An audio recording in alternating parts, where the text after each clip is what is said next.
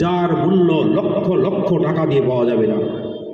এই নীতি যদি আজকে আমরা মেনে চলি, একটা আদর্শবান মানুষ আমরা হব, একটা আদর্শবান সন্তান তৈরি হবে, একটা আদর্শ মানুষ তৈরি হবে।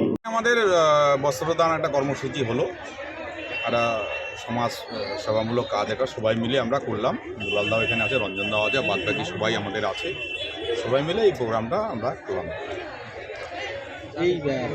এই জনসংযোগ কারণ হচ্ছে এইটা দিদির আমাদের, আমরা আদর্শে আদর্শিত। দিদি যে কাজগুলো করে মানুষের জন্য, সেই কাজগুলো আমরাও করি।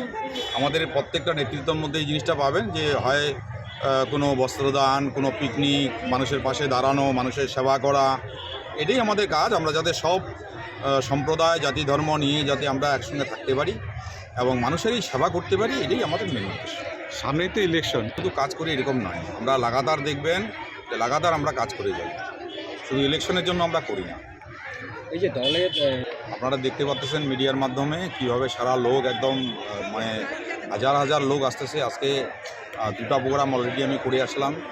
একটা বিশাল খুব বড় ধরনের একটা মিছিল হলো, আর তারপরে আরেকটা জনসভা, খুব বড় জনসভা করলাম, মিছিল করে একটা জনসভা করলাম।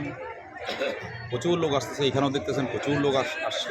আমরা আশা রাখছি এবার আমরা যে ডাবগ্রাম ফুলবাড়ি আছে, এই আসনটা আমরা এবার বিজেপির হাত থেকে আমরা ছিনে নেব।